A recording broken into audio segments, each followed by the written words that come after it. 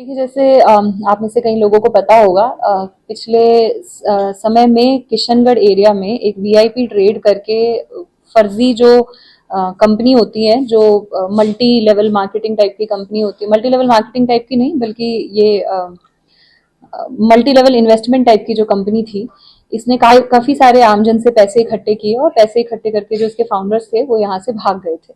इसमें 31 एफआईआर किशनगढ़, मदनगंज और गांधीनगर थाने में मिला के दर्ज हैं आज की तारीख में।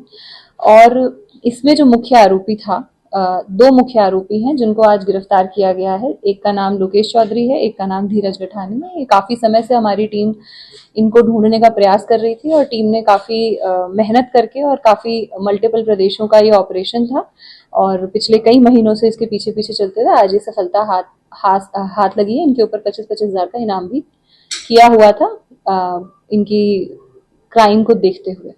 दोनों के रोल क्या थे और कहां से इन दोनों ने फरारी काटी थी? रोल के बारे में हम बात करें तो जो ये लोग हैं, ये मेन फाउंडर थे इसमें। जो ये लोकेश चौधरी है, ही वाज द मास्टरमाइंड।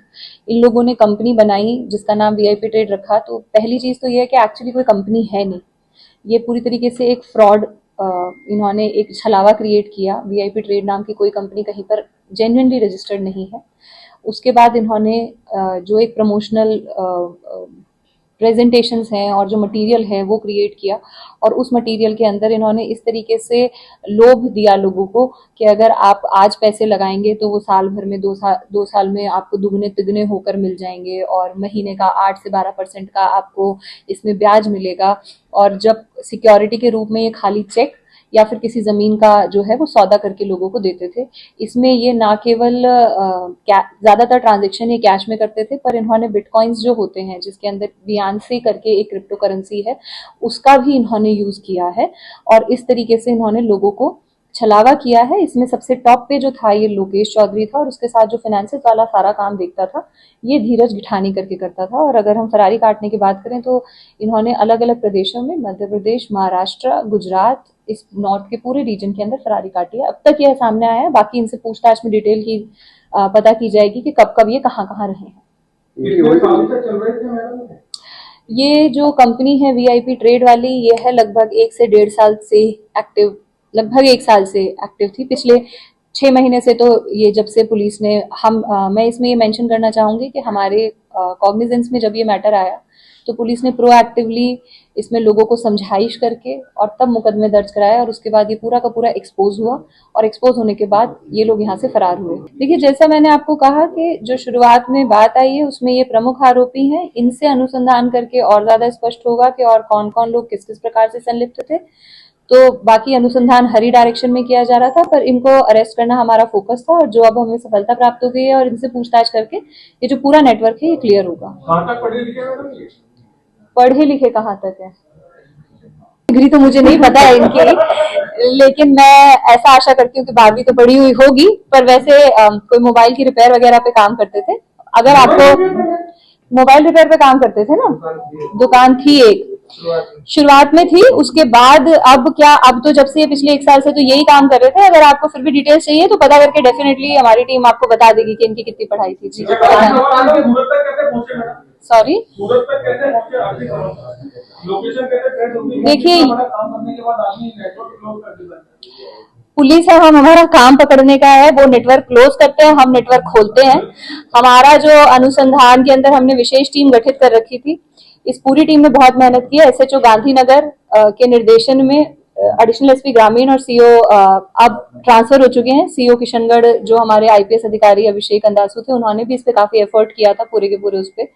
और एसएचओ गांधीनगर के निर्देशन में टीम गठित कर रखी थी।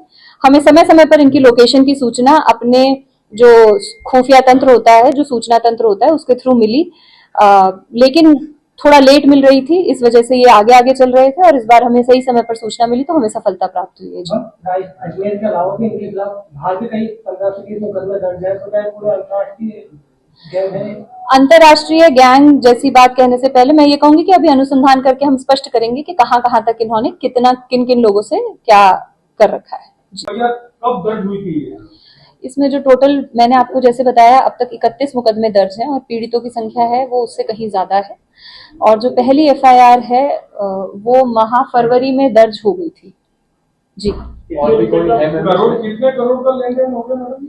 ये काफी मल्टीपल करोड़ के अंदर हम बात कर सकते हैं कि 10 से 15 करोड़ कम से कम। जी।